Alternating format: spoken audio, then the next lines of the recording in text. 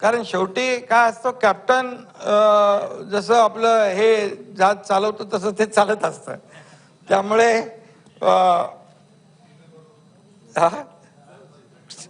त्यामुळे या ठिकाणी आरोप करताना आत्मपरीक्षण देखील होणं आवश्यक आहे, आत्मचिंतन देखील आवश्यक आहे. गेल्या सरकारपेक्षा निम्म्या कालावधीमध्ये अध्यक्ष महोदय आम्ही कितीतरी पटीनं अधिक मदत शेतकऱ्यांना दिली आहे. त्याचा तपशील देखील या ठिकाणी समोर मी मांडणार आहे. आधीच्या सत्ताधाऱ्यांप्रमाणे घोषणा करून फक्त शेतकऱ्यांना पोकळ आश्वासनं किंवा त्यांच्या तोंडाला पानं पुसण्याचं काम आम्ही केलेलं नाही. शेतकऱ्यांच्या खात्यात पैसे जमा करून त्यांचे अश्रू पुसण्याचं काम आम्ही केलेलं आहे. हे मी या ठिकाणी छातीटोकपणे सांगू इच्छितो.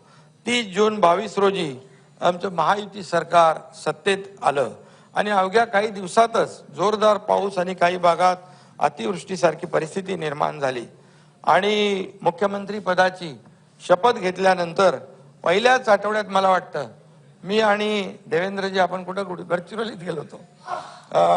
नुकसानीची पाहणी करण्याकरिता अध्यक्ष महोदय गडचिरोलीला गेलो आणि त्या संपूर्ण कालावधीमध्ये मी सातत्याने आम्ही सगळेजण बाधित जिल्ह्याच्या जिल्हाधिकाऱ्यांशी संपर्कात होतो. माझं कुटुंब माझी जबाबदारी असं म्हणून फक्त केवळ घरी बसून VC द्वारे बैठका आम्ही घेतल्या नाहीत. आम्ही प्रत्यक्ष फील्डवर गेलो आणि शेतकऱ्यांशी बोललो, बांधावर गेलो आणि त्या ठिकाणी इतरांना फक्त सूचना देत बसलो नाही. वस्तुस्थिती आहे आणि आमचं काम, मी काय आमचे सत्ताधारी नाही, विरोधी पक्षातल्या लोकांनाही माहीत आहे, मी काय उगाच काहीतरी जास्तीचं बोलत नाही. परंतु थेट ग्राउंडवर जाऊन शेतकऱ्यांना शेतावर भेटणं, अधिकाऱ्यांशी आम्ही बोलत होतो. आपल्याला सातत्याने विचारणारं कोणीतरी आहे हे लक्षात आलं की यंत्रणा देखील अलर्ट होत असते, यंत्रणा देखील काम करते. कलेक्टर लोक स्वतः, तहसीलदार तर ठीक आहे, पण कलेक्टर स्वतः त्या ठिकाणी जिथे गारपीट झाले, अवकाळी झाले तिथे जाताना पाहणी करताना देखील आपण पाहिलेलं आहे. आणि म्हणून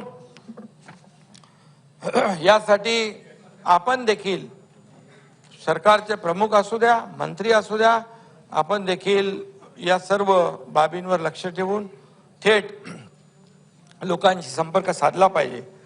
परवा कोणीतरी म्हणालं की मुख्यमंत्री आणि आमचे सहकारी सतत दौऱ्यावर असतात.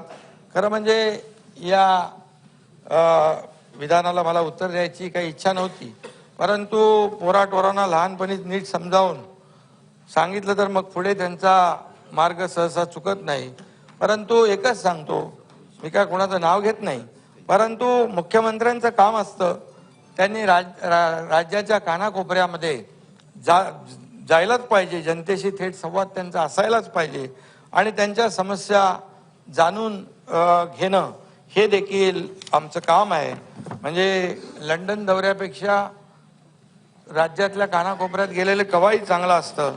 आणि म्हणून जे कोरोना काळात आपल्या मतदारसंघातही न फिरकणाऱ्यांना मला काही जास्ती महत्त्व द्यायचं नाही आहे, परंतु ज्यांनी माझ्यावर दौऱ्यावर टीका केली त्यांच्या मतदारसंघात देखील अध्यक्ष महोदय कोरोना काळामध्ये कोविड काळामध्ये लोकांना धान्य वाटप आणि इतर जे काही वाटप करण्याचं कामही आपण केलेलं आहे. हे मुद्दाम मी या ठिकाणी सांगू इच्छितो. आणि केलेलं सांगायचं नसतं, परंतु जेव्हा काही असा आरोप प्रत्यारोप होतात तेव्हा नाईलाज म्हणून बोलावं लागतं. हे दिलेलं एका हाताने दिलेलं दुसऱ्या हाताला कळता कामा नये, अशा प्रकारची माझी वृत्ती आहे. परंतु काही गोष्टी ज्या आहेत या तुम्हालाही समजल्या पाहिजेत म्हणून मी बोलतोय. नाही, अवकाळ हे काय आलं ना शेतकरी परत